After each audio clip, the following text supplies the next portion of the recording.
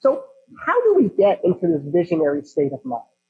And so I've studied this, and lots of other psychologists have studied this over the years.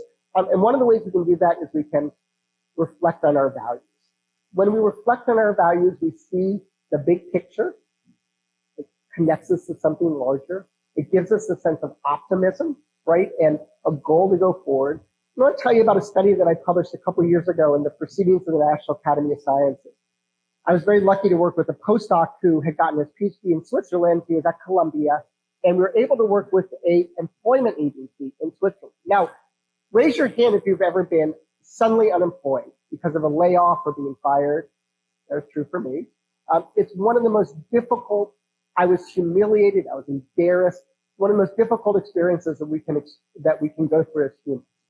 Now, in Switzerland, to get the unemployment benefits, you have to register in person, which gave us an opportunity to do a little experiment. So for half the people, we said, think about your values. Why are they important to you?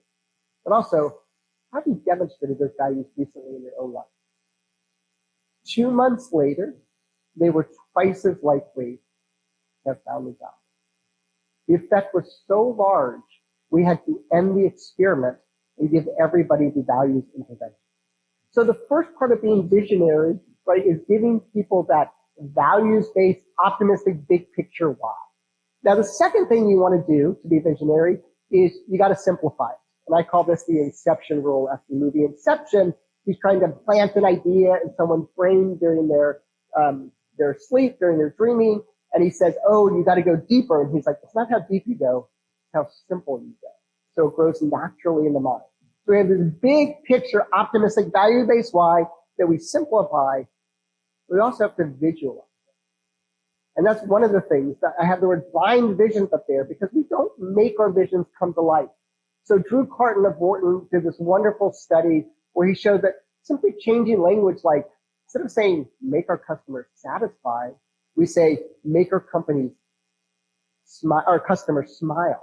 And that smile is more visual, and we can do that. So here's a study that I have under review right now at same journal, PNAS, Proceedings of the National Academy of Sciences, and we took over 100 years of every convention speech in the United States presidential election and every party manifesto in the UK parliamentary elections, and we analyzed them for the amount of metaphorical and vivid language that we control for everything in the study. We control for economic factors like unemployment, GDP, et cetera, and inflation. We control for incumbency rates. We even control for what were the polls at the time of the convention.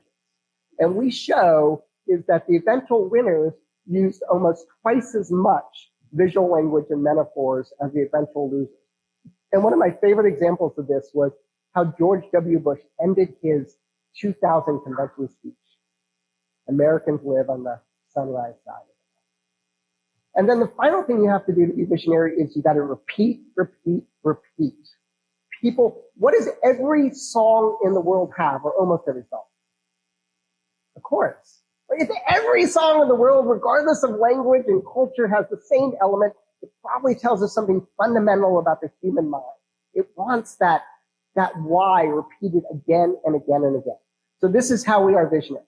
Optimistic, values-based vision that's simplified, visualized, and repeated.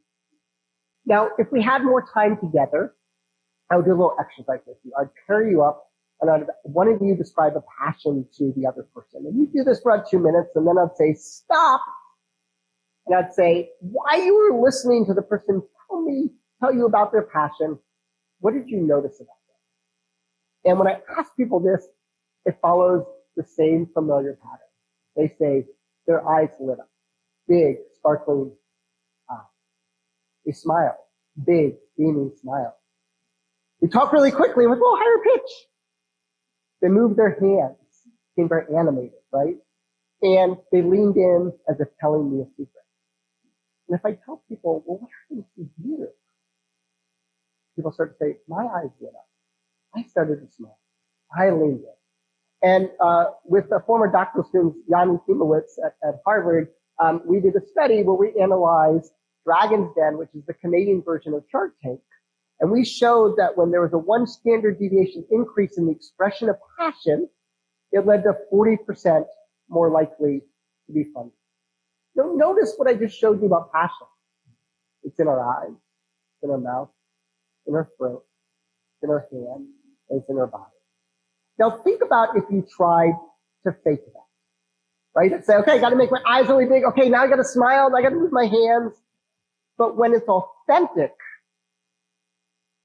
those behaviors happen simultaneously and spontaneously. So that tells us something fundamental about the link between authenticity and passion. And it also tells us that you can't inspire others if you yourself aren't inspired. So the second element of inspiring others is how we are in the world, and that is being an exemplar. And then the third factor is how we interact with others, and that's called being a mentor. And I'm going to give you a physics problem. Here's the physics problem. When you put force and pressure on an object, what direction does it go in? This is my dean, Costis McLauris. He put force and pressure on this object, and it goes in the direction of it. Newton's first law of physics. Now, you can probably tell I've won lots of awards for my PowerPoint graphics. But let's just change one word in this sentence. Let's, instead of saying object, let's say person. What happens when you put force and pressure on a person? Well, they often push back. So if you remember nothing else from today's talk, I want you to remember three words. People aren't objects. If people were objects, leadership would be a physics problem. But people aren't objects. And they want to feel empowered, not coerced. And I love this quote from Confucius, that I think really captures it. Tell me, and I will forget. Show me, and I may remember. But if you involve me, I will truly understand. And one of the two great distinctions between inspiring and training leaders is empowering people versus micromanaging people.